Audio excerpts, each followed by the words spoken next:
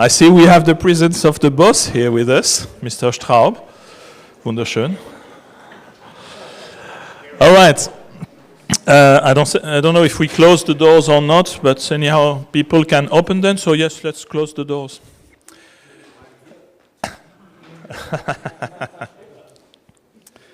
I must warn you, we only have one microphone for every one of us, because it's going to be a very interactive session. We're not going to speak long.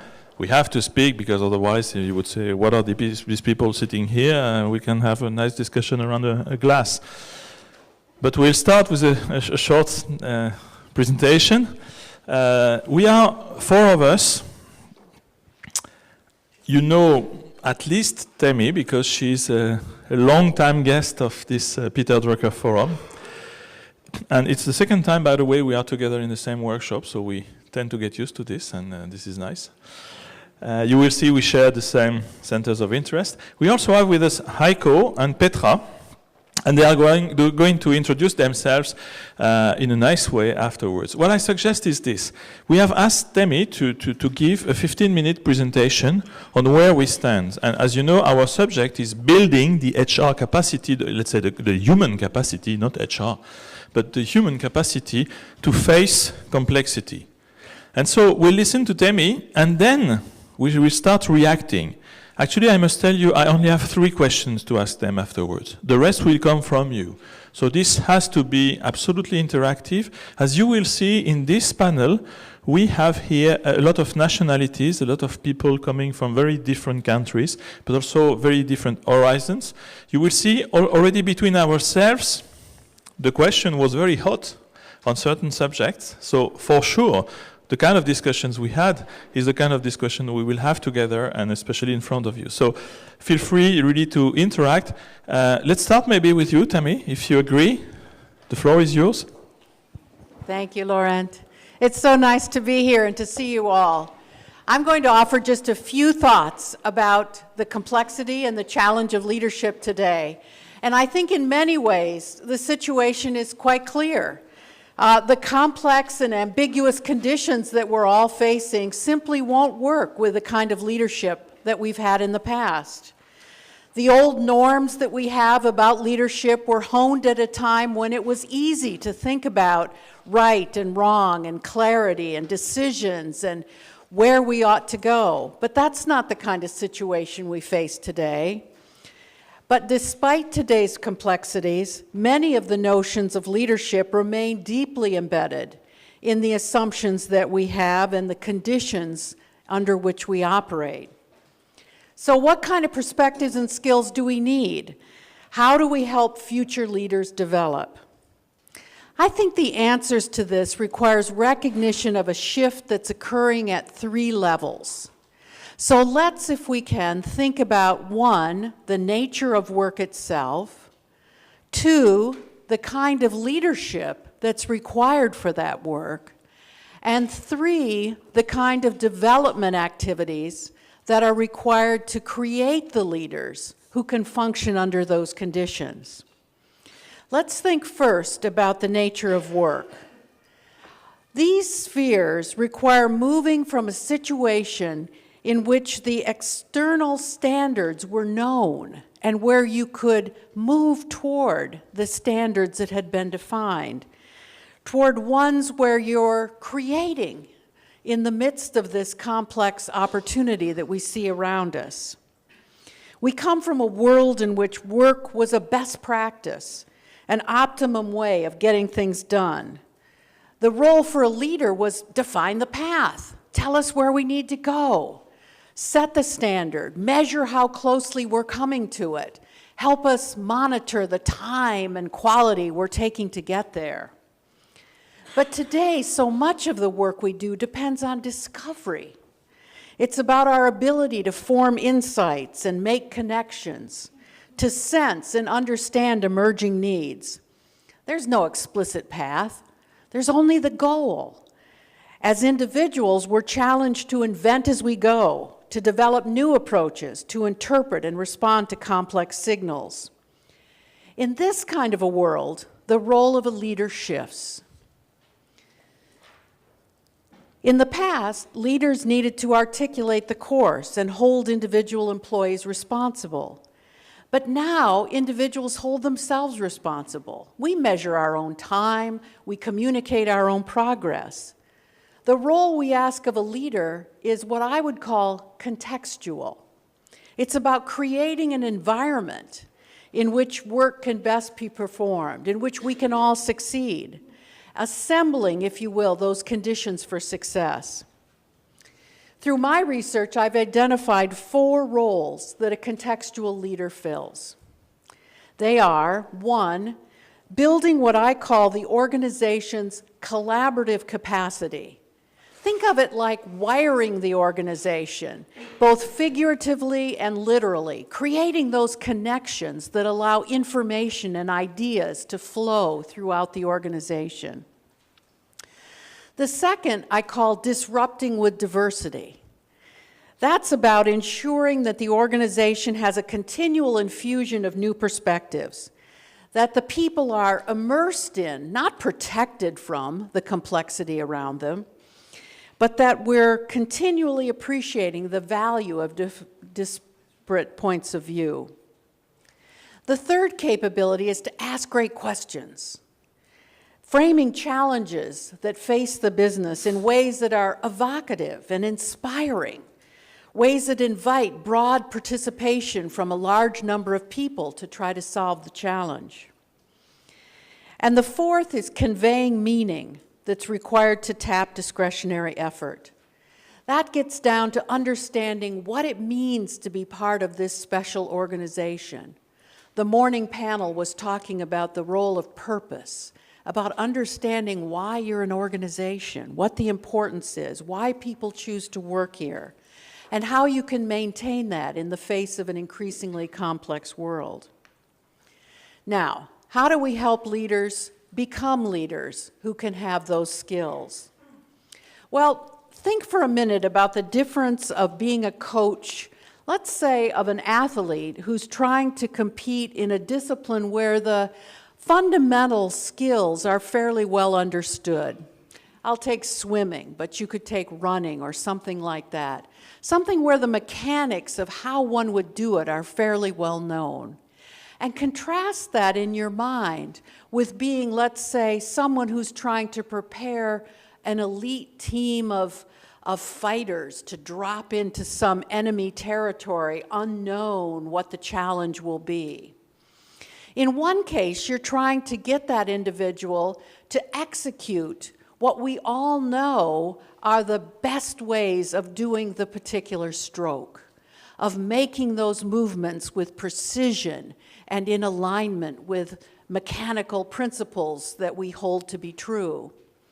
In another, you're trying to give individuals a diverse set of capabilities and understanding so they can land on their feet and make quick decisions, understand the situation, and try to determine what the best course of action would be. Today, we're preparing leaders, or need to prepare leaders, much more like that second example. I would argue our development efforts have to focus on the individual. We have to give the individual the strength and capability to operate in this ambiguous and complex environment. The kinds of things we should do, again, I'll number as 4. 1, build their own networks and appreciate the role connections play in today's world. 2, help them understand their own biases. Help them appreciate that they see the world through a distinct lens and appreciate the different lenses that other individuals bring. 3, give them paradigms for shaping questions. Not the questions themselves, but different ways of thinking about shaping questions. How do you form good questions that make meaning out of today's overwhelming and disparate data? And 4, help them connect with their authentic selves. Help them understand what they care about, what they value, and what they want to share with others. There are a number of ways we can help individuals do that, and I think you're going to be very excited to hear from my fellow panelists about some of the actual ways they're doing it in their organizations. But a few thoughts I would offer in closing would be Give them opportunity and insight about how others have shaped networks. Provide the talented individuals in your organization with opportunities to form strong, trust-based relationships. Don't pit your top performers against each other. Don't create competitive bake-offs in your organization, but encourage them to form strong relationships, to trust each other. You might, for example, make extensive work of project-based teams, encouraging those teams to form and reform so people develop relationships throughout. Second, give them insight into their own biases. Expose individuals to the varying logic and the legitimacy of different points of view. Help them understand that the way they see things is necessarily biased by the experiences that they've had. Help them understand how history has shaped our view of what's normal today and the assumptions that are embedded in that. Third, give them what I'd call a toolbox of frameworks, different tools they can use to look at the world around them. Create exercises, maybe simulations, computer simulations, that help them jump into complex situations and sort through data in quick succession, understanding how their decisions affect the kinds of outcomes that are possible. And fourth, give them the time and the guidance required to discover their authentic selves. Move them out of the classroom. Give them opportunities to be out in the world, experiencing and understanding how their values respond when they're in contact with real-life situations. Development, like leadership, has to evolve. We have to help individuals move from conforming to preset standards to developing that inner core, that strength that will allow them to respond to the complexities of the world around us, to the new challenges of leadership. Thank you.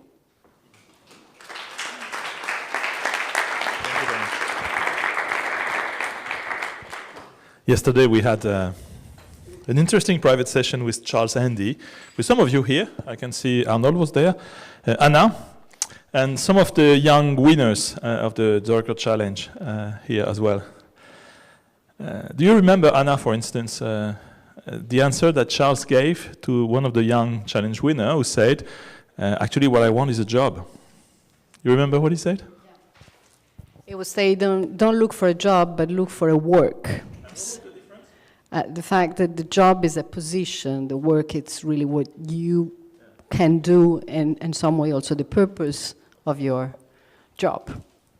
And he said something which is full of poetry, like Charles is used to do sometimes. You know, he said in a very encapsulating manner, he said actually a job is people buying your time to dictate to you what to do of this time.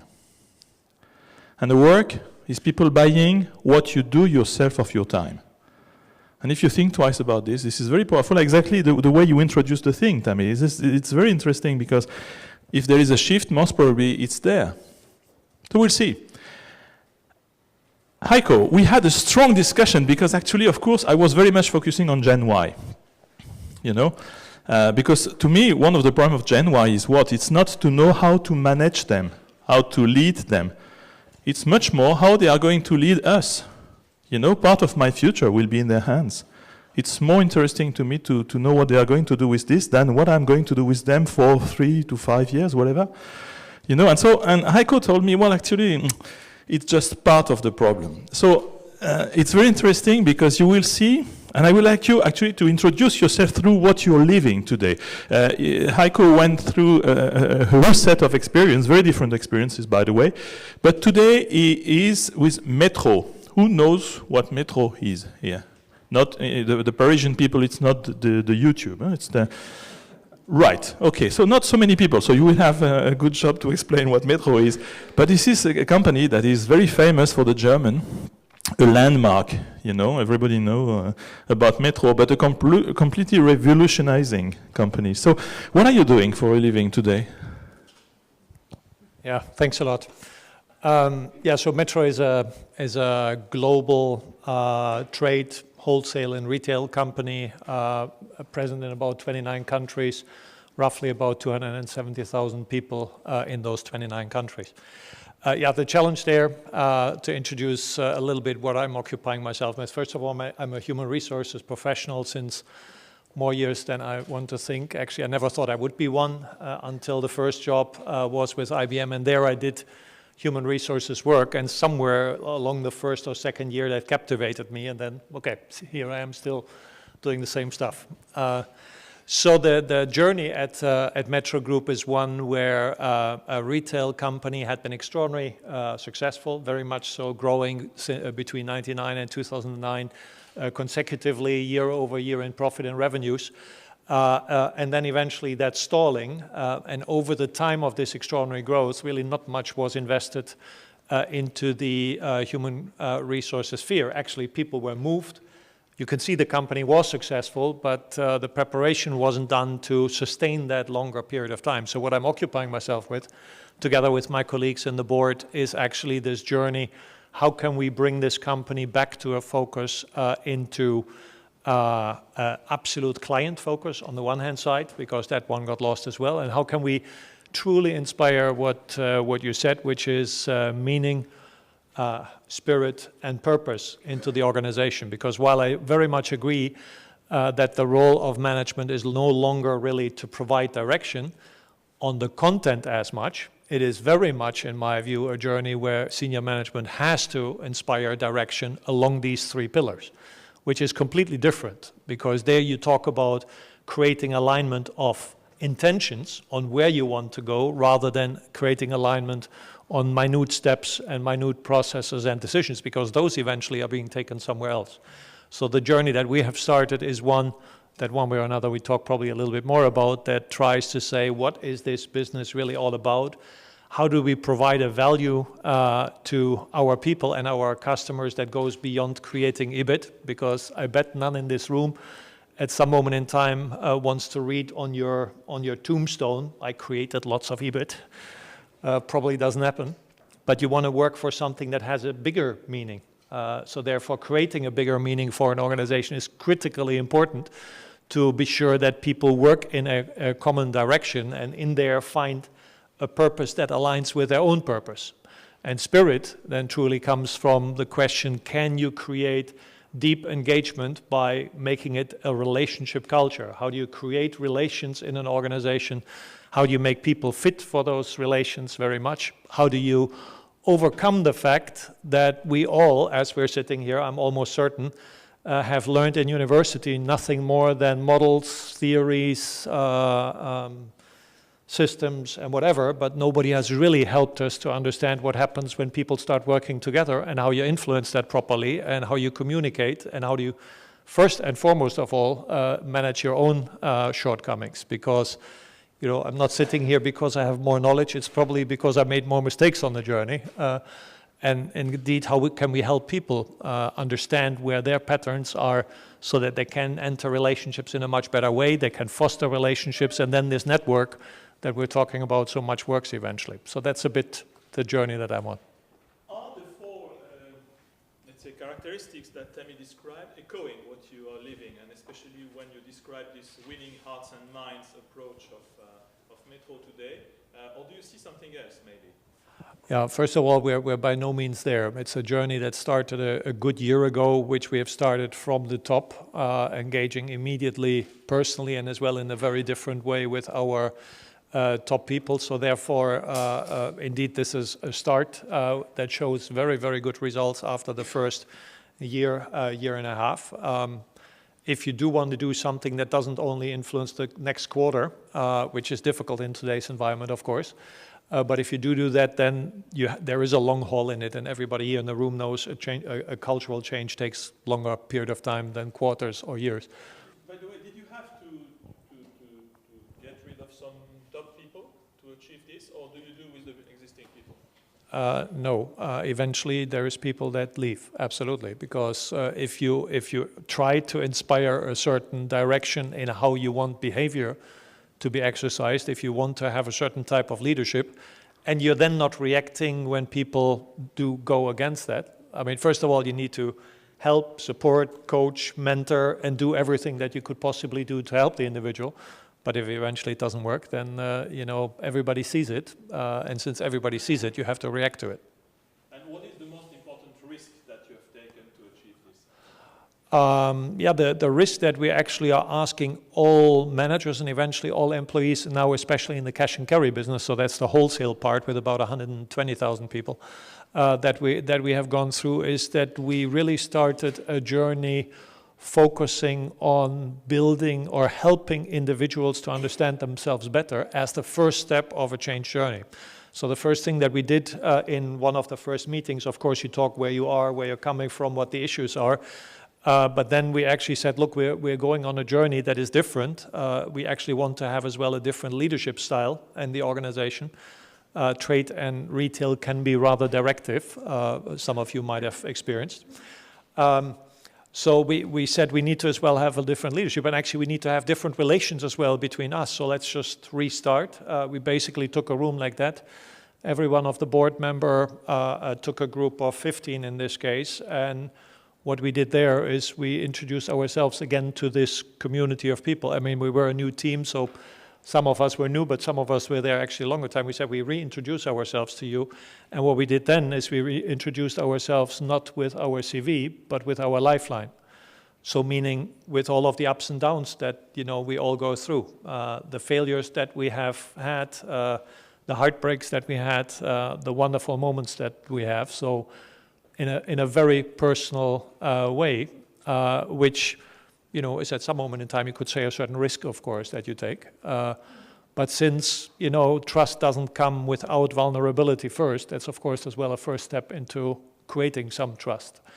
And that then goes further in a conversation, not only about, where do we come from, but what is the patterns that we have, both positive and negative. What's our own purpose that we want to live? What's our vision of life? In the phases of work, relationship, and self, and where do we want to take that? And we spent basically 2.5 days on this all together, connecting it, of course, always with the business and change agenda. And this workshop we have by now taken to about 35,000 people, and we're taking this to all of the 110,000, 120,000, in order to have a first step in an agenda. It's really only one piece of a puzzle, but it was a certain risk because you don't know how that eventually turns out. And did you do it by yourself, or did you get help? Yeah, I had previously worked with some people of an organization with a similar pattern. That's Oxford Leadership Academy, and we worked with them. But the journey was very, very much one of enabling the organization. So starting from I think the third level, this was all done with internal people then, completely facilitated by HR or other people. Yeah, quite, well, it's a start. It's a start. Yes. Petra, it's a completely different story. We share with Petra an experience. Actually, she's doing this, what I did before, leading HR in a bank. This is, what is this bank, by the way? Because it's very important for the Drucker Forum. You've been a long-standing partner of the Drucker Forum.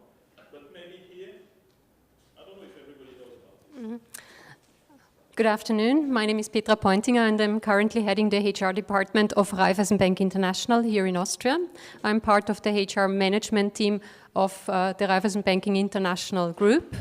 Raiffeisen Bank International is one of the leading banking groups in Central and Eastern Europe, but we also have small operations in Asia and in the US and in some other places in Western Europe.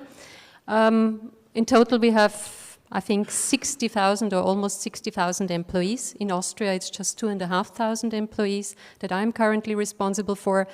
And our story is a Central and Eastern European story. Yeah, we have been the first Austrian bank, and I think also one of the first international banks to enter the Eastern European market. Yeah, we even started in the 1980s in Hungary. In the 1990s, Hungary was a role model, was a perfect bank for us.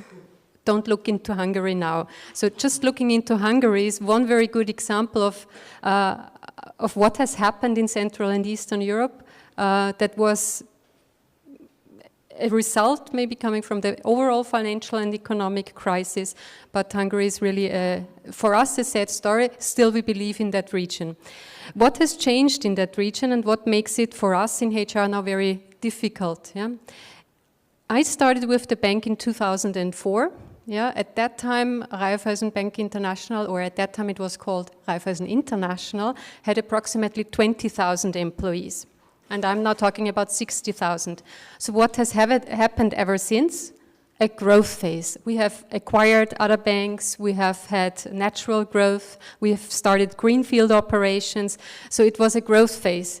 And and I'm sure some of you are familiar with Central and Eastern Europe, at that time we just had to hire everybody who was having a university degree, who was more or less trained, and who could speak English, yeah, next to his or her mother tongue. So at that time we just hired everybody who was more or less qualified to do a specific job in the bank. Yeah? And we were growing and growing, and the skills that we required at that time were skills how to manage growth. Yeah?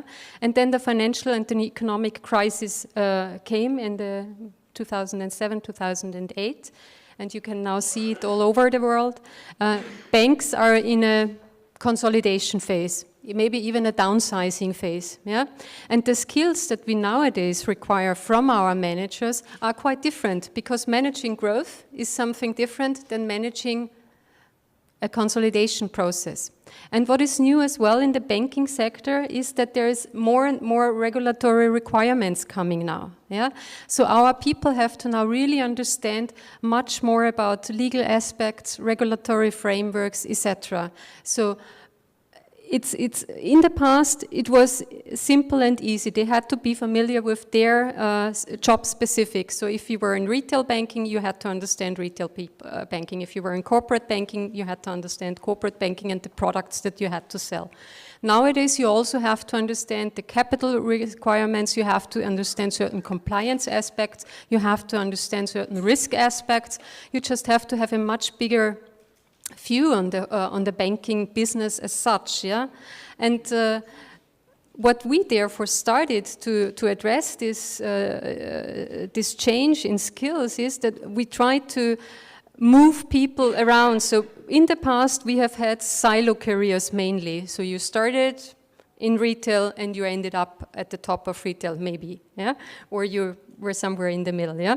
But you never changed from retail to corporate, or from corporate to risk management, or from risk management to IT or whatsoever. So we really had silo careers, and we still have them, I have to say, yeah.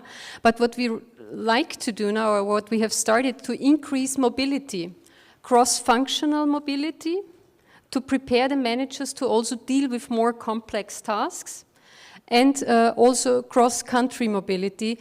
And here I'm not talking about the cross-country mobility Vienna and one of our network banks, or the other way around, but what we also try to promote a little bit is to have changes between the countries. Yeah? A Slovak person moving to, for example, Poland, or a Polish person moving to Bulgaria. Yeah? We are not yet successful with that, but we have started it because we think it's important that the people get a broader perspective, and that they really get a broader understanding of what the business is all about. And this is the journey that we are currently in, and I hope we will manage to really train our leaders to deal with the complexity that is now just a fact that's given. Yeah. The question to Petra is are you recruiting at the moment? I guess for hardly. We do recruit, of course, because we still have turnover fluctuation, so we have to recruit. But actually, we are not recruiting, of course, as extensively as we did in the past. So currently, the average age that we have in our organization is increasing. So we do not hire that many Generation Y people. So there is hardly any. Yeah? And my question, because then I refer to what Heiko said. What you can do is one thing, but what you want to do is something different. What he told us in a way is we want to do this. Yeah, and we've started it. Even if we can't do it. For instance, today, are you recruiting the choice, absolutely open choice, would you recruit the people you recruit today, or would you go for a different strategy? So here, I think it very much depends on the market, yeah? Because the markets where we recruit people are quite different. So if you do recruiting in Albania, for example, completely different story. Because in Albania there is high unemployment and the best people still want to work for us because we are an attractive employer in Albania. Same might be still true for some other countries. Austria is a different story, for example. Banking is not sexy anymore in Austria. Yeah, banking is not at all sexy.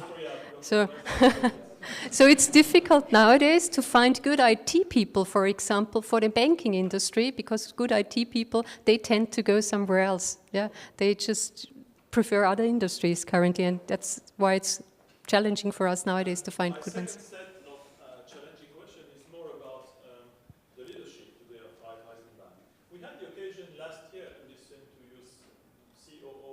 Deputy CEO, I don't remember exactly what title he had, but we heard that he himself was very much on the modern side, but then also we can hear most of the time in the testimonial that, of course, in a bank we tend to have heavy leadership population that you cannot move easily. So where do you stand today regarding this, and especially regarding what Heiko explained? How do you feel? Is it echoing your worries, or? Yeah, what Tammy has mentioned are exactly the things that we also have identified that you have to look at. Yeah, our problem is that we currently have a big population of leaders, of managers. Yeah, and our challenge is to train them, to develop them, because we don't have a history, at least not in Austria. And here I have to really again differentiate between Austria and our Eastern European banks. We don't have a hire and fire policy. So we have to stay with the people that we have, and we have to try to develop them. And we are trying to make to cooperate more than they have cooperated in the past. We are trying to make them team workers. We are trying to do all what Tammy has mentioned, but it's difficult for somebody who has had a certain leadership style for many years and then to adjust that leadership style. Yeah, with the young ones, the new managers, the new team leaders, we can work much more with them, yeah, because you can really start from scratch with them, and you can educate them, and you can give them all the opportunities to grow. But with the established managers and leaders, it's more difficult, I have to say. Thank you very much. The last experience I'd like to add to the panel is mine today, which is with Mazars. So Mazars is a very small challenger of the Big Four. You've heard about Big Four, Price, Deloitte, Ernst & Young and KPMG. We are 10 times smaller than the smallest one of them. But we are in 71 countries, and guess what? The average age at Mazars is 28. Sometimes 24 in certain countries, can you imagine? So someone very senior with us is 30, 32, and someone very young is around 20, you see? So it means that within a same, let's say, span of generation, those born after 80 and before 95, called Gen Y, millennials, whatever, you have the full range of all the people in the organization except the partners. When I say that, by the way, except that last year, for the first year, we had our first Gen Y partner. So can you imagine such an organization facing the question of Gen Y, which is completely different? And of course, you can understand the difference between our organizations. In certain organizations, the question is, how can we make generations live together? In certain organizations, I can tell you the question is, how can we free the initiatives of the new generation? Because all the question is to know whether it's a shift or it's just continuity. If it's continuity, the role of people like me, Gen X, I didn't say baby boomer but Gen X, let's say, actually could have been to just pass on the baton. But if it's a shift, my role is not to pass on my baton. It's to make sure that the baton they will create, I have some people in my team, they belong to this Gen Y, will be completely different. And so the question of my role, so then the education of leaders at Mazars lies exactly there.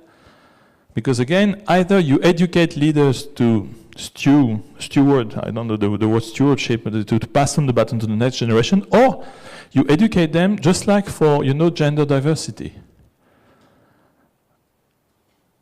What is the role of men in gender diversity? It's just the same question for what is the role of Gen X in the development of Gen Y.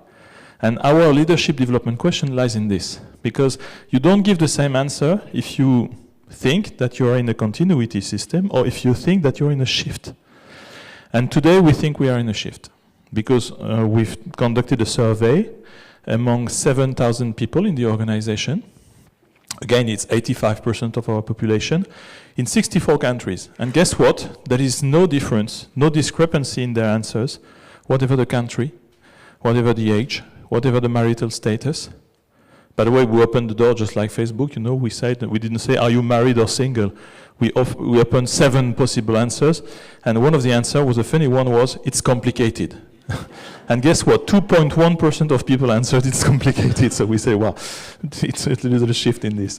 But whatever the age, whatever the gender, whatever what you want, they think the same. So there is a consistency in the answers they give. And one of the questions that is addressed to the senior management team of Mazars today is that we can go on like we do today, but they are addressing challenges on work organization, the duration of work, the way to work. Most of them, they say, listen, we are going to work long hours, but don't tell us when to work. We do this when we want.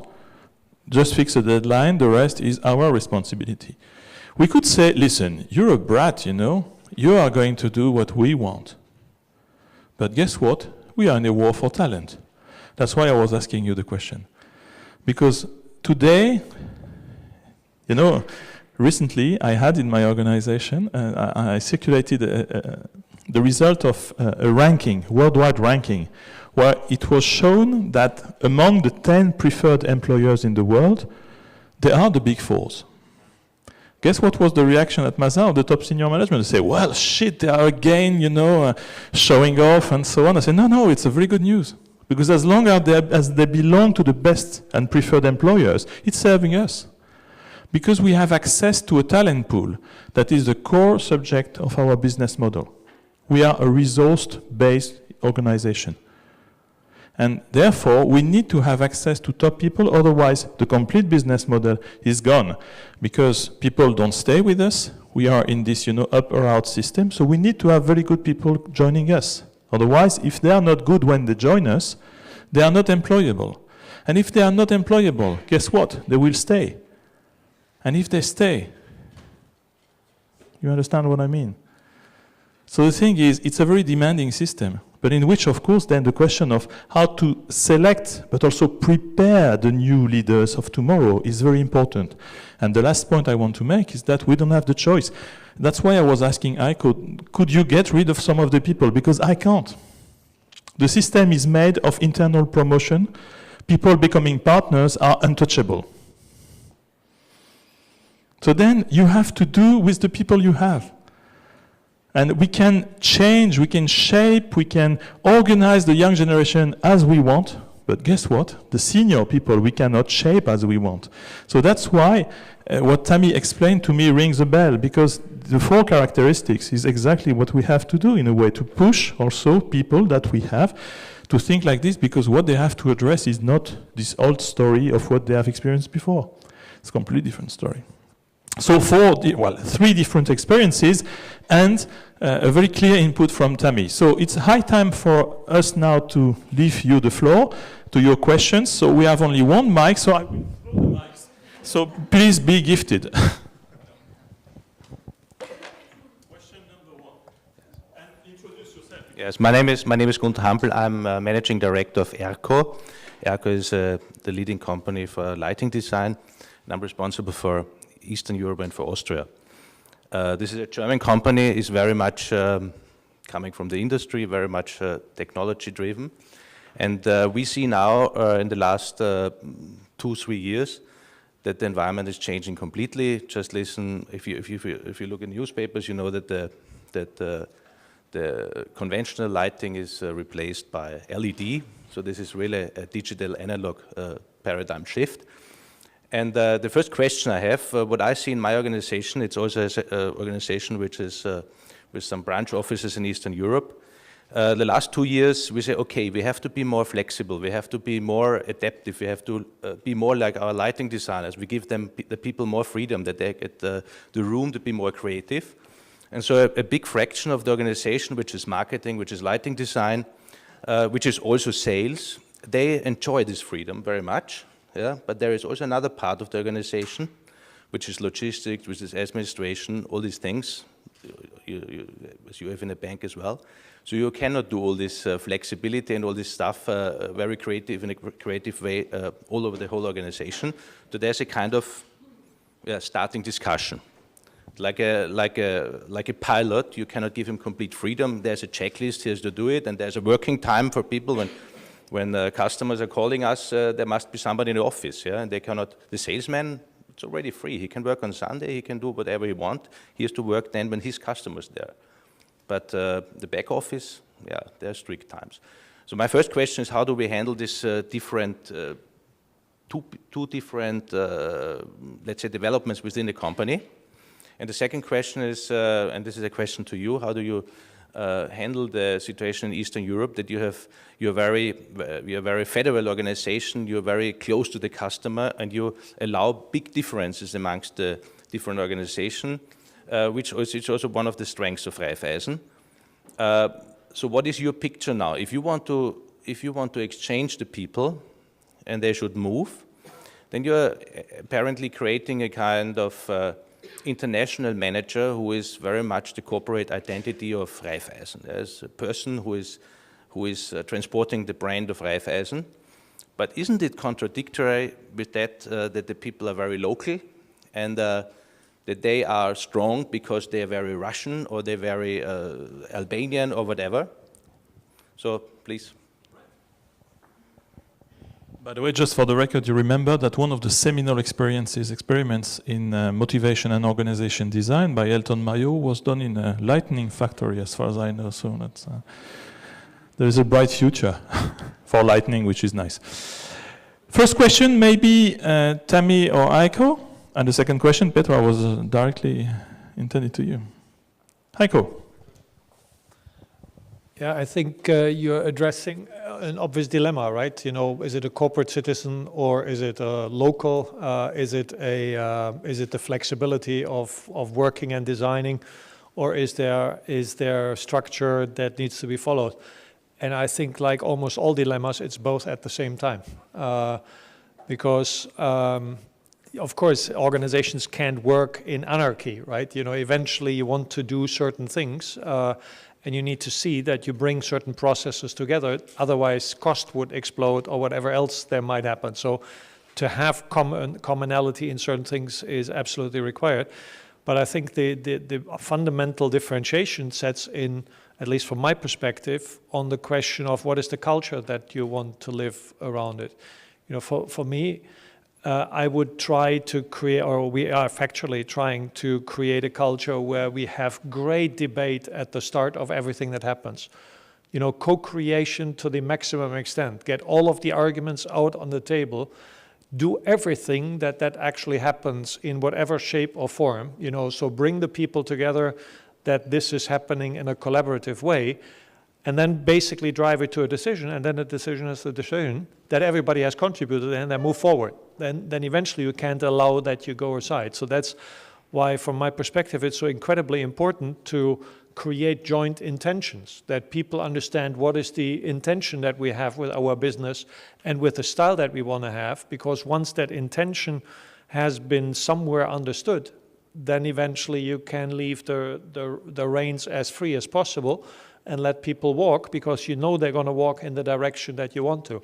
And then again, if somebody doesn't, then you need to make feedback, choices, etc. I do believe you always have the choice, by the way. If you don't make the choice, it's your choice that you don't do it.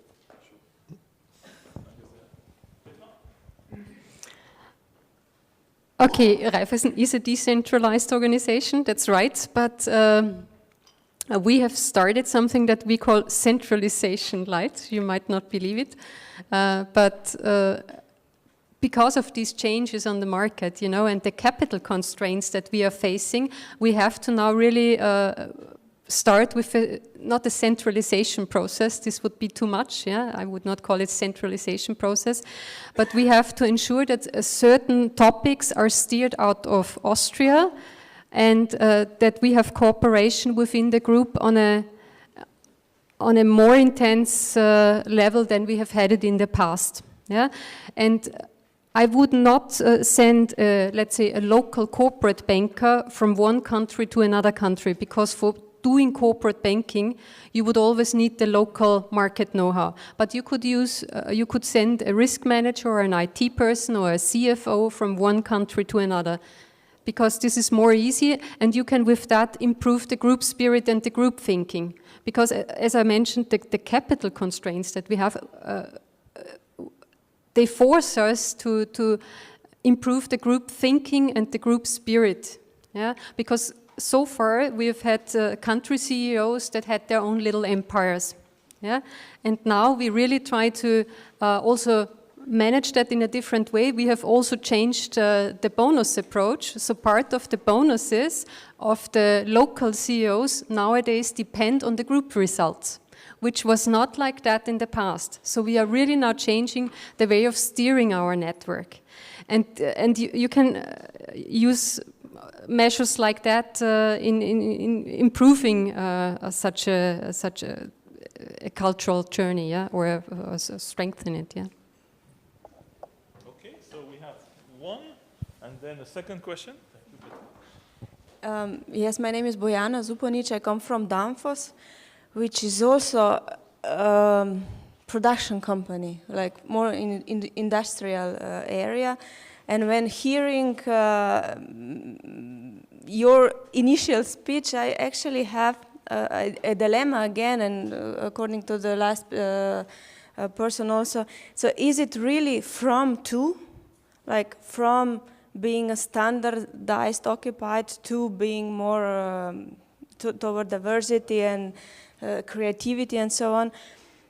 Or is it more, yes, let's have the base in place, performance management or structure, processes in place, and then build on that some skills, some abilities in people, in leaders to manage complexity, because also projects that we make now or processes that we do, whatever we do in product-wise, this goes cross-border, cross-functional, so we need to, know how to deal with that, but I'm not totally sure if we can do without some basics. No? Mm-hmm. So is it incremental or a possible breakthrough? Yes, that's a very good point. I would strongly agree with you. There certainly is a building and an increment. The way I like to say it, though, is that in the past, and maybe you have to go back 50 years or maybe even further, but in the past you actually could become an iconic company. In other words, a leading company, a star company, just by achieving the quality and the cost and the standardization. In fact, when we think about the companies, whether it's BASF or maybe Ford Motor Company in the United States, but the companies that were iconic of the past century, they were companies that succeeded at that standardization and scale and quantity and so forth. But those, you can't be iconic this century, I would argue, with only that. So it's not a question of could we or should we must add on the extra. We must add on the ability to leverage the information, to deal with the complexity, if we want to stand out and be really exceptional companies in this particular time. But you're quite right, there's the building. We don't want to lose the quality as we go forward. Thank you. And maybe do not forget one thing also, and listening to Petra, she is now in a kind of wording dilemma, you know, when you start talking about centralization. So on, the question is, the opposition between centralization and decentralization is a dead end. It's a bad choice at the end. So go for rather thinking of united approach, which means more combining best practice and so on. When I listen to Tammy, the one thing that really rang a bell was this, which is the cooperative approach is also asking to the local people how they do. For instance, in the banking system, most of the time, you know, when you have the head of an agency, you send a consultant to tell him how he should practice in terms of management. Most of the time, this person doesn't have any managerial experience, at least not comparable to what this person has. But the thing is that we never ask these people to work together to establish good practices. Most of the time you have inside the organization very good practices. The thing is that you do not open the possibility to these people to explain it. So the question is also, what is the degree of openness of your organization, be it industrial or not? It doesn't make a difference, you see. At Danfoss you have most probably very good experiences in several countries. The question is, how do you share them, and what is the culture behind spreading good practices? Or buying outside, or centralizing attitudes. This is one point. Mm-hmm. Well, this is a complicated one. All right. Thank you. Hi, I'm Samir. I'm the founder of Drucker Society of Singapore, and I also work in Procter & Gamble. So the question actually, Heiko, is for you. As I heard you talking about what you're trying to do in Metro, to infuse meaning, spirit, and purpose in the organization, and the specific things you're trying to do to kick that off. The question I had for you was, what you're trying to do is absolutely important and vital for the long term. In the short term, also in the company, you have many competing goals for resources of people's time and efforts. So A, how do you get management to truly prioritize this? And B, how do you define success in this effort so that you know whether it's actually adding value to the company or not?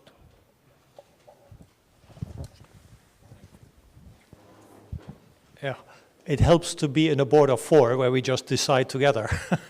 So factually, you know, I have the luxury really to be in a board of management in which we have extraordinarily good chemistry, really no politics. And recently somebody asked us in a panel somewhere, so how would you describe it? And I said at the time, no politics, no borders. You know, that is a fabulous occasion to get a change like that off the ground, because you have then the other 3 working with you in the direction that you want. That is surely not always the case. You know, my experience has been over this HR career that I've had, is that the influence of the top person of an organization on the organization is huge. It's absolutely huge. It's almost like the personal characteristics of that individual with the strength and the shortcomings really go into the organization. That is why it is so vitally important at the top level of organizations to go for the you know, as far as possible on the side of character when choosing people that are able to avoid things like positives, ego, status, or whatever type of other things. So in this concrete situation, it's the benefit of being in it. In previous situations, in the previous company, for example, I wasn't able to do it for the entire company, but I had an ally in one of the divisions. And basically we got started in the division, and eventually it reached as well the rest of the company. So, yeah, it takes longer, much longer. The second question I had was about how we define success. So you started as how to define success. Yeah, there's both short and long term. You know, the short one is, of course, whether you see that certain things that you're doing are arriving, you know, whether the performance appraisal, which of course is required, or the incentive systems start working, people start embracing it. Eventually, I think the true measure is whether you're able to create a pipeline of people that simply think differently, right from the start. Have an ability to go into the networks, like you describe it, work there, that more rely on their ability to indeed create intentions in teams rather than on their ability to master themselves everything, that are able to connect teams and put value into team effectiveness rather than only in business effectiveness and similar things. Not yet, no, because our journey started a good year, 18 months ago, but we will eventually divine ways of getting to that. You know, we have to. I can see it already with some few examples. So sometimes here and there you see a plant where you see some early success. You think, my God, that really worked out now, but not yet. That's way too early. I mean, this is a longer journey. Sorry, this is a longer journey. It's an escape if needed. Yeah, of course. So we have a bunch of questions here. That's great. I mean, this is the region where the questions. No, okay, all right, okay, right. So let's go. Maybe for ask both of you a question, and we try to give start off. Yeah. You guys have spoken a lot about. So first of all, Phil Nolting, run a company called Qualify, based out of Ontario in Canada. You've spoken a lot about the fluctuations, let's say, in the talent markets and the talent war, and having to hire 40,000 people quickly, and pretty much hiring anyone that was qualified, and the idea of alignment and all those things weren't really top of mind. It was more so just qualifications, go, go, go. There's been a new rising theme, or two really, one in employer branding, the other in candidate experience on a worldwide basis. And this has brought about this notion of proactive recruitment, where it's not really based on transactional terms like job postings, but it's more so based on your actual meaning as a company and how someone can help that. Has that shaped your company in the recent years and for the years to come in a way that you might be able to attract what you might see as better future talent? And the second question was? Yeah, thank you. Hello, my name is Stefan Kadosh. I'm one of the challenge participants, and in my essay and video I write and talk about learning, and so if we think about development, I somehow have the feeling that we spend huge amount of money, to retrain people or train them for something that was there already at some point of time, namely at school, and I claim that kids actually are put on really a wrong track when it comes to education. They are educated in a wrong direction, I say it like this. And what I wanted to ask you two, because you are from two huge companies, if you consider, interacting with schools or using your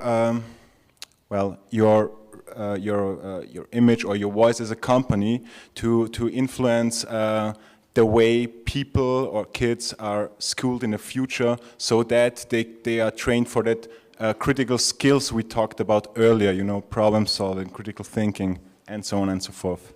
Thank you. So LinkedIn and education. Right, who starts? Petra. I would like to start with the last question, on what big organizations can do to shape the education system. I think our organization does quite something, especially in Central and Eastern Europe. There have been many cooperations with many universities and also schools, where we have really tried to also have cooperations with the university staff to tell them what the needs of our current environment are, and we try to really be in close contact with these universities, not so much the schools, I have to say, but rather than the universities. Here in Austria there is also cooperations with universities. At schools there is not so much going on yet. There could be done much more, I'm with you, because I think you have to start at a much earlier stage to develop people into the right direction. But I think, at least when I look at the Austrian market, it's not yet happening, and we could do much more, you're right. And Heiko, you take the first question? Yep, I can do that. And I cannot answer it actually for my current company, because they're, quite frankly, the focus at this moment in time was really different. So I can only answer it for my previous company, which was AkzoNobel. AkzoNobel is now for, I think, 2 or 3 years in the run, the leader in the Dow Jones Sustainability Index on the chemical side. And in the previous years before that was always rank 2, 3, or 4, or something like this. And there you can see at work, or I have seen at work what you described. So, the long-term focus on the subject, together with various initiatives, various opportunities that were grabbed in order to work on it and to demonstrate it, eventually basically was a recruiting machine at the same time, because it started people to just come along and say, look, we're really bloody interested in what you guys are doing there. This really sounds different, and I can relate with that. And especially younger generations absolutely are hooked on this. Fully worked over there. In Metro, we're still on the journey to get there. We're not even in the index at this moment in time, so our first effort is to get into it. But I can, from the past, say that works. Yes. If I could just add a comment, I also would say that from the research that I've done looking at a number of companies, I would strongly support this idea about trying to attract people to you through your employee brand. And what's really interesting about it is when you look at companies that are attracting people who love them, who are really excited about the opportunity to work at the company, they're very different. There isn't one answer, and that's what I find so exciting. Certainly sustainability is great, and that's one wonderful answer, but it's not the only answer. I can show you companies that have very different cultures and very different brand promises and still attract a set of people who love them. So one of my great urges is find your own brand, be loyal to it, be proud about it. Don't be afraid to say, we don't do that. We're not about that. If you want that, go somewhere else. But what we can do really well is X, and be really happy and proud about X, and then you'll attract people who are really wanting that to be an important part of their experience at work. I'll take two questions that side and I come back to you, okay? By the way, sorry, Heiko, yes. Could I just, because there's a topic that is close to my heart, so I can't stop. I have to take. No, but your question on the schools, which I actually cannot answer for schools, but there's just another topic that crosses my mind there, which is truly a, so to say, a hot button of mine, and I can't stop myself from grabbing the mic, which is really the education at universities. You know, there I absolutely want to see how I exercise as well the small influence that I have maybe on the HR profession overall. And I'm kind of urging everybody in the room to take your share there as well in your profession. Because what for me sincerely and utterly goes wrong at this moment in time, very much in agreement with the colleague that was speaking this morning. What was his name again? The Ray, the Dutch guy from Heineken. Okay, yes, him. I'm very much in agreement with him. I think universities are failing at this moment in time. I have no other word for it. They're really failing because you sit there as a business leader or as an HR professional. You have graduates come into your company, and for most part, you start investing into people in leadership training because they have no idea what to do in this space. No idea what to do in this space. Now, that is a bit over-exaggerated to make the point, because people make life experiences, they travel, they do practica, they're doing a community project. You do wonderful things with the Drucker society here, which of course give you experiences. But how much more beautiful would this be if universities, let's say for 20, 25 or even 30% of the time that you study, actually start teaching, helping people to learn about themselves, about how to create relationships, how to manage conflict, how to do mediation, how to actually, like what you were saying, very, very much agree with it, give some interventions that later in their business life they can use when they sit with their teams or in project groups and they run against the wall that they can actually activate at that moment in time. It's a huge gap for me that is currently blocked by the fact, at least in my perception, that the people at universities themselves don't have the skills to teach it. So there has to be a collaborative effort with everybody, because neither do we have the answers in business, nor do they have. It has to be a collaborative effect. But if I can grab the mic on this occasion, I'm kind of appealing to everybody. It's a key topic, really, to make this shift that we talk about here a true reality. Because it's all about human interaction, getting people ready to deal with a different type of complexity rather than the past. Sorry for that. No, and we will call it the Heiko Manifesto, so that was a good occasion. All right, so let's go. We have a range of questions. So I take maybe the 3 of you this time. So, and next time I take the 4 of you there.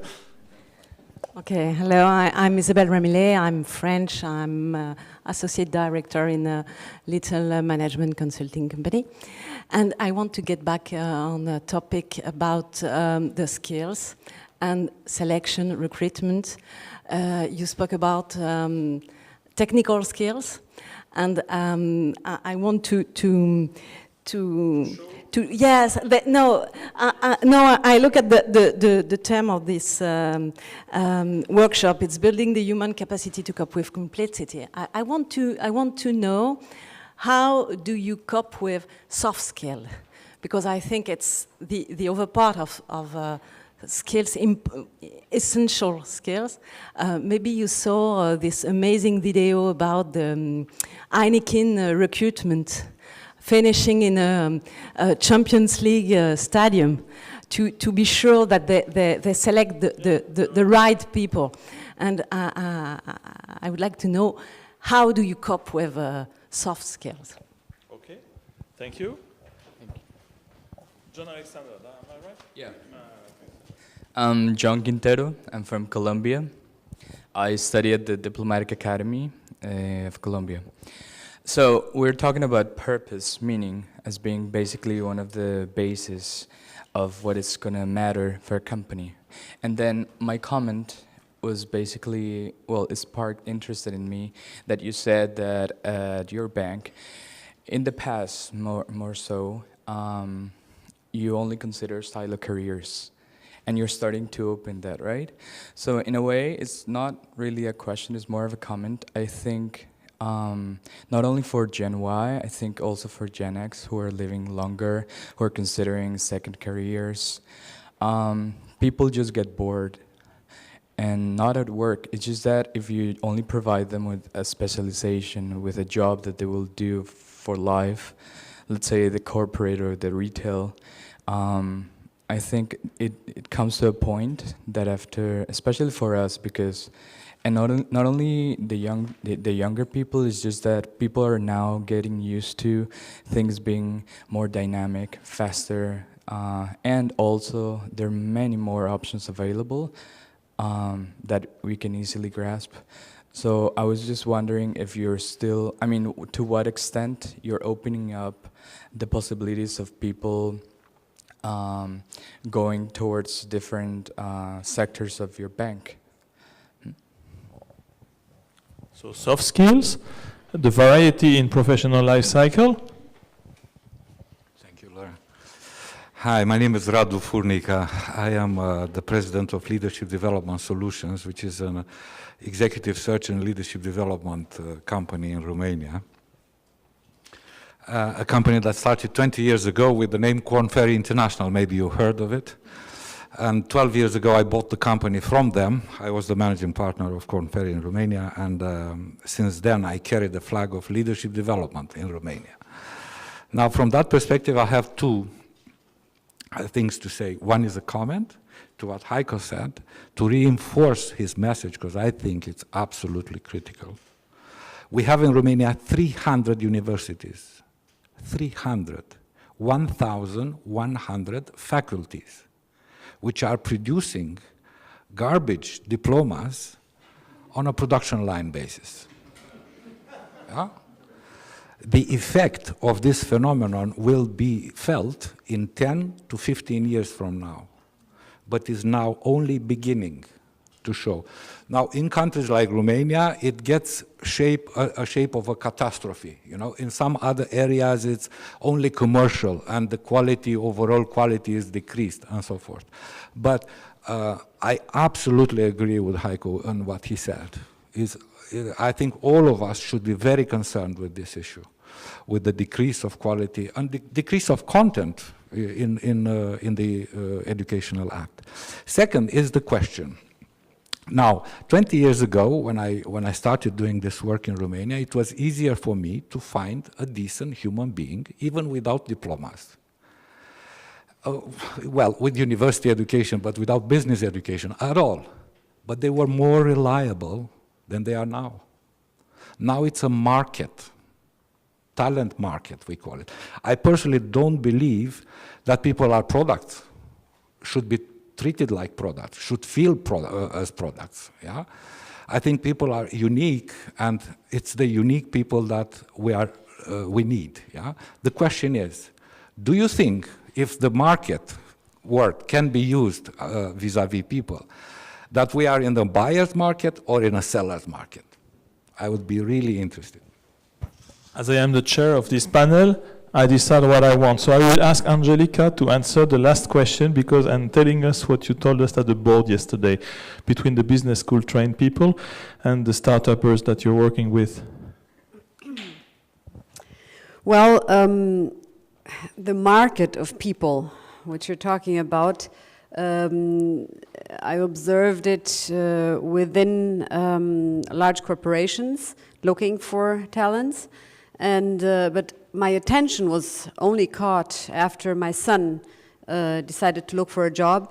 He studied physics in Switzerland and thought that working for a consulting company would be a good idea. He went to England.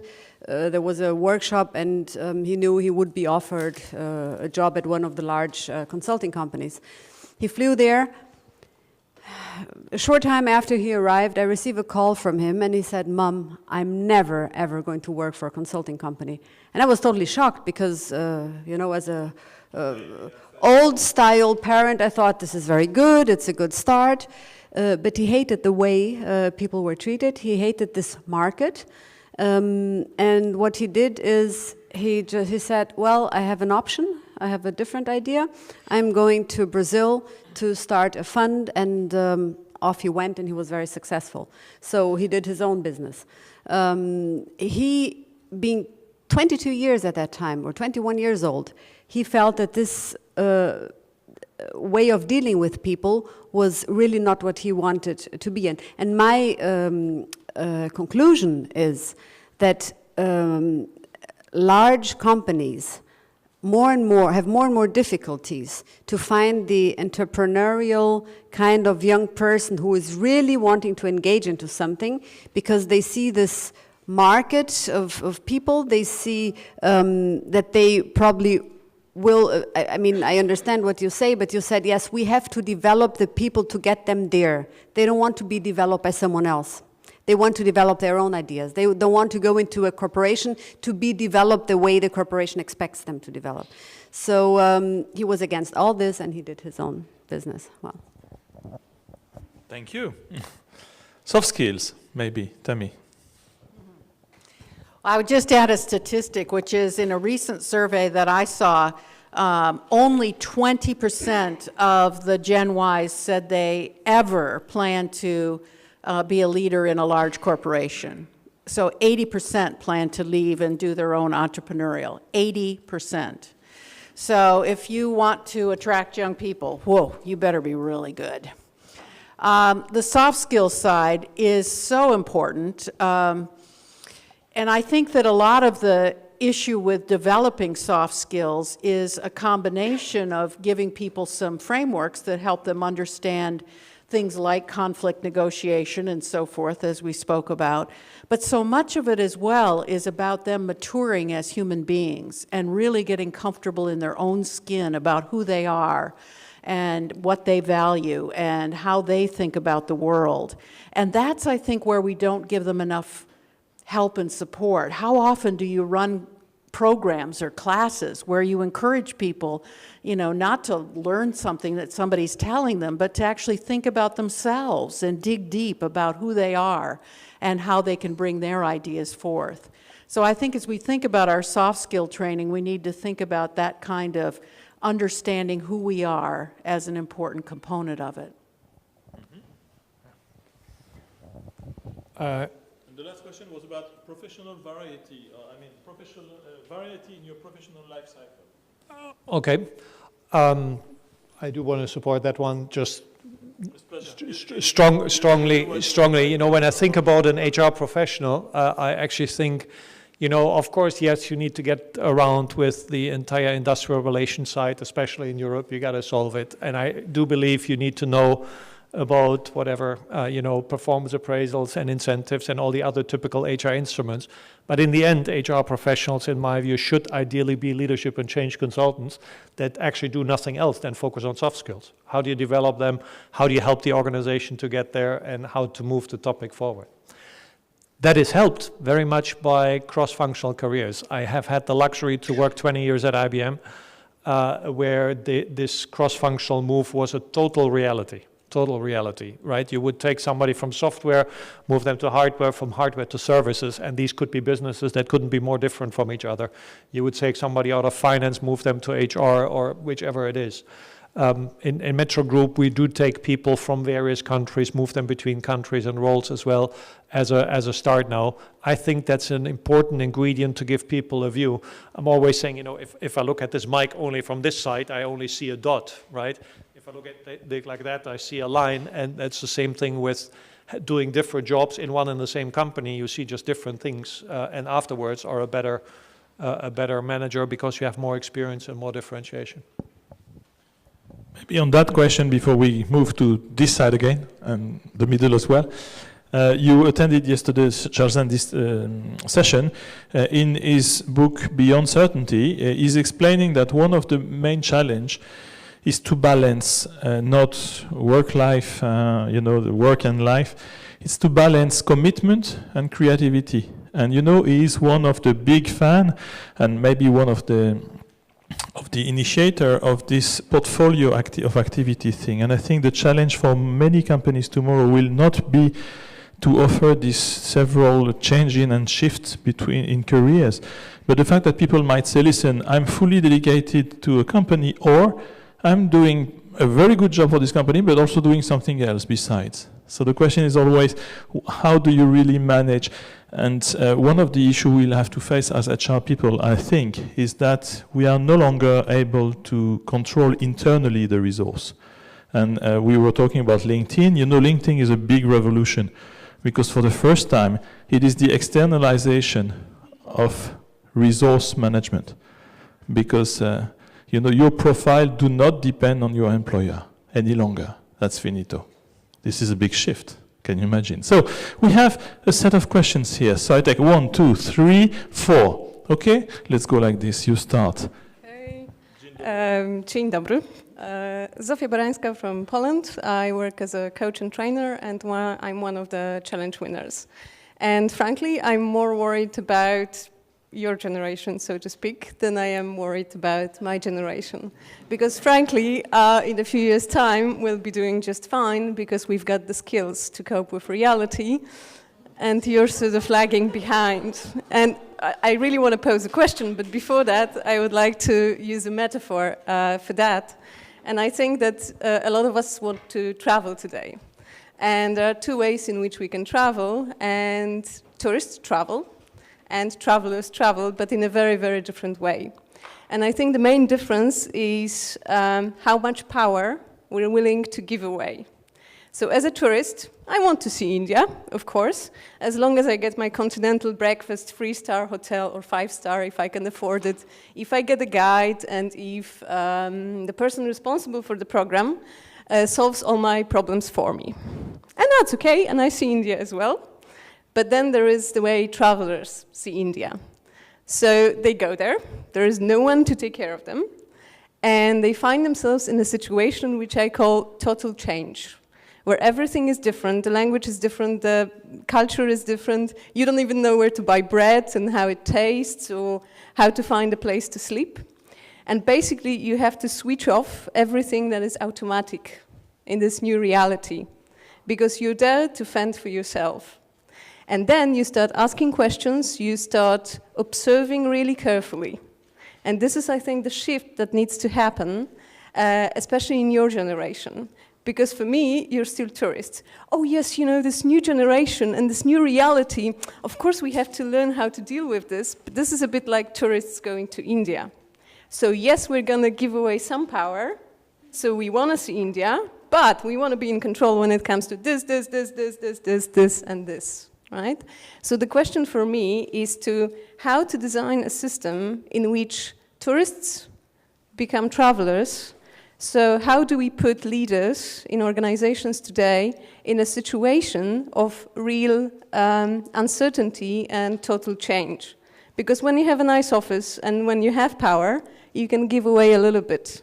But then you'll never experience real change, and in a few years' time, well, you'll be the past, will be the future, right? So I would like to talk a little bit more about how we can use all your experience, but also how we can help you to learn to give away power, but really give away power. Like, 90% of it, as opposed to giving away 10% and calling it giving away power. Maybe you have some ideas. It's more a nice statement than a question, actually. Dziękuję bardzo. I take the 3 other questions. Was it you? All right. You have to follow. And Heiko, you referred to something like co-creation in what you have implemented. And I would like to understand, how does this somehow have an impact on time? So are you now slower with starting or finishing things, or are you even faster with doing this? Yep. Hi, my name is Prem Kumar. I work within HR technology at Microsoft, and I'm going to talk really fast because I know we're running low on time. And I'm also here for the essay contest. My question is actually pretty similar to a couple of the other ones on diversity, specifically generational diversity. So I've noticed kind of in the past, the approach to dealing with different kinds of diversity was to kind of accept it, or management asked the question, how do we be okay with it? And then it turned to, how do we embrace it? And now I think, especially with Generation Y, it needs to turn into, how do we leverage it right now as a competitive advantage? And I know there's a lot of conversation on how we build our future leaders, but what can companies do right now to leverage their Generation Y as a competitive advantage? Thank you. Make it your best shot, because actually I prefer telling it now that the questions are asked. These are the last set of questions, because after that the bell is going to ring. Okay? Right, so we have a set of very different questions. Maybe we can keep one for the last answer, or what? Okay, so be free to answer the question as you like. Heiko, you have been directly asked, maybe?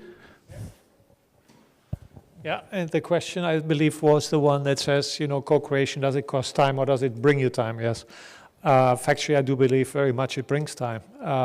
It might make the process of prototyping what you want to have a bit longer, but factually it makes you much, much faster in the execution afterwards. Anybody who's somehow looked at the theory U, will follow it, right?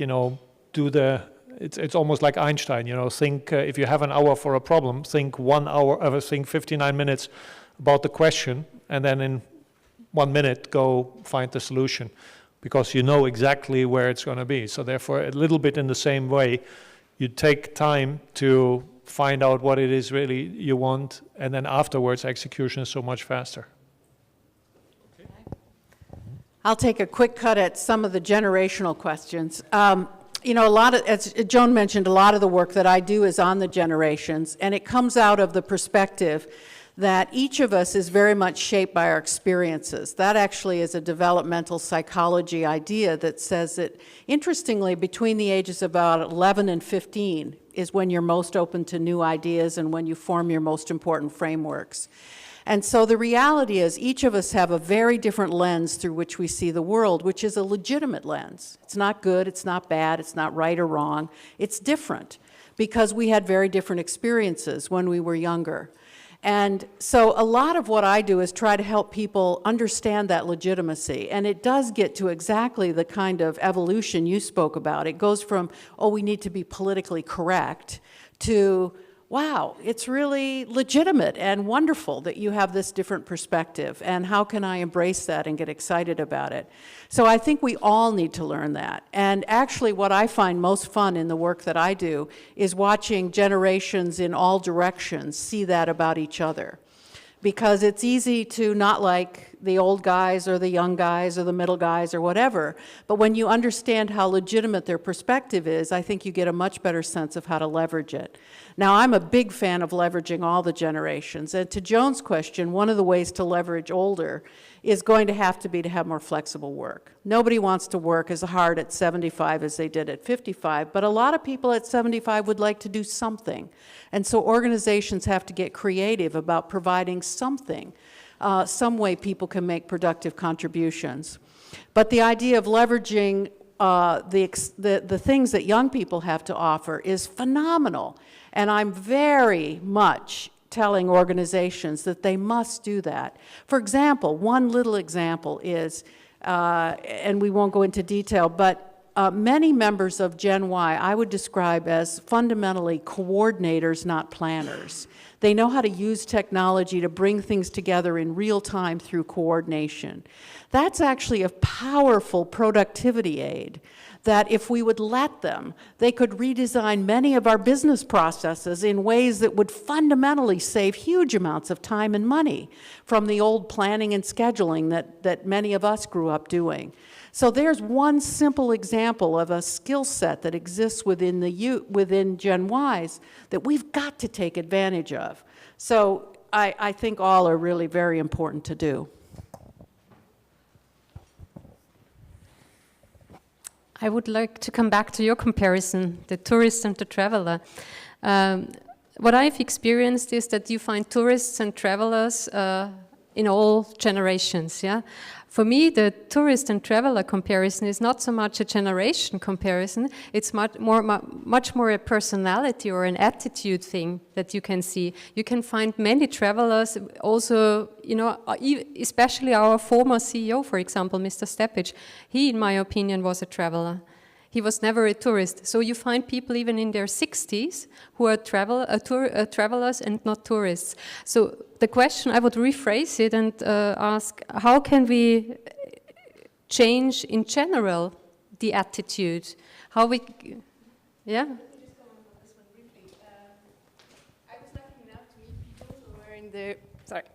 Thank you. I was lucky enough to meet people who were in their 50s and 60s. Okay. I feel much better in here. Okay. So I've been lucky enough to meet people in their 50s, 60s, and 70s who had this attitude of a traveler. So I wouldn't say that it's just about the age, right? But I would say that because of the way institutions are built, which is very hierarchical, people who get to the top are usually tourists, and there are very few travelers because it requires a lot of courage and a lot of trust to the people who are below you in the organization, right? So actually the question was just about that. So how do we shift and make the traveler's attitude most common in the organization generally, and not the tourist, which is still the most common one, and regardless of the age of a person that is traveling, right? I have a very simple suggestion on that one. Here's my little trick that I use. If I'm working with a senior executive team that is resistant to change, wants to be the tourists, if you will, I say to them, do you have kids? And if I'm lucky enough that the answer is yes, we're home free. Because then you say to them, would your children like to work in this organization? And you usually get dead silence, followed by, well, my children wouldn't like to work here. To which you then say, but why would you think mine would? So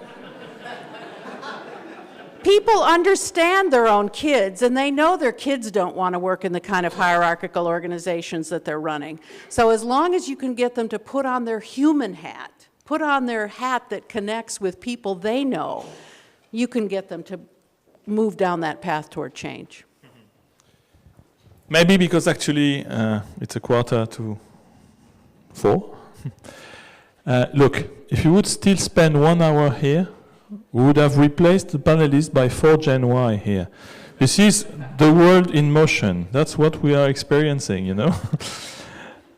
First of all, I'd like to thank you all. I mean, of course, my panelists, but this is natural. So first of all, thank you very much to the 3 of you. because it was clear, it was diverse, and I would say also it was not an easy exercise always to answer directly like this. Second, thank you to the questions, the quality of questions, those also who are remaining and unanswered questions, but this was a great moment. So a big round of applause, and thank you very much.